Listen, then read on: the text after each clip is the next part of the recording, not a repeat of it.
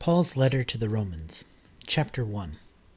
Paul, a servant of Yahushua Messiah, called to be an apostle, set apart for the good news of Elohim, which he promised before through his prophets in the Holy Scriptures, concerning his Son, who was born of the offspring of David, according to the flesh, who was declared to be the Son of Elohim with power according to the Spirit of holiness, by the resurrection from the dead, Yahushua Messiah, our Master, through whom we received grace and apostleship for obedience of faith among all the nations for his name's sake, among whom you are also called to belong to Yahushua Messiah, to all who are in Rome, beloved of Elohim, called to be saints.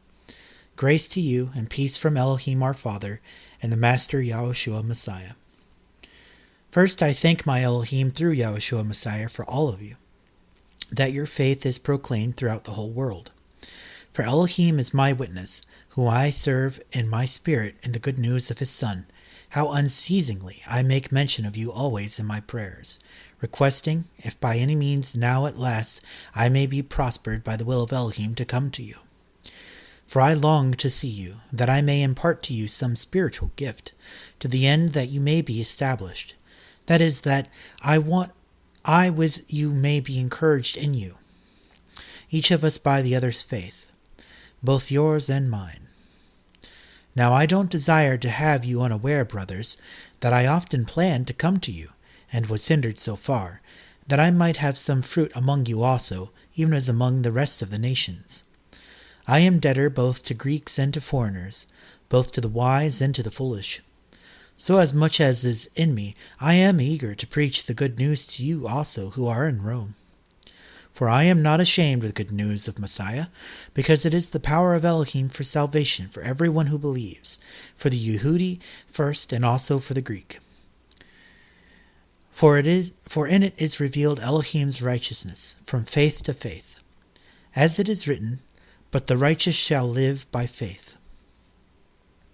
For the wrath of Elohim is revealed from heaven against all ungodliness and unrighteousness of men, who suppress the truth in unrighteousness, because that which is known of Elohim is revealed in them, for Elohim revealed it to them. For the invisible things of him since the creation of the world are clearly seen, being perceived through the things that are made, even his everlasting power and divinity, that they may be without excuse. Because knowing Elohim, they didn't glorify him as Elohim, and didn't give thanks, but became vain in their reasoning, and their senseless heart was darkened. Professing themselves to be wise, they became fools, and traded the glory of the incorruptible Elohim for the likeness of an image of corruptible man, and of birds, four-footed animals, and creeping things. Therefore Elohim also gave them up in the lusts of their hearts to uncleanness, that their bodies should be dishonored among themselves, who exchanged the truth of Elohim for a lie, and worshipped and served the creature rather than the Creator, who is blessed forever. Amen. For this reason Elohim gave them up to vile passions, for their women changed the natural function into that which is against nature. Likewise also the men, leaving the natural function of the woman, burned in their lust toward one another, men doing what is inappropriate with men, and receiving in themselves the due penalty of their error.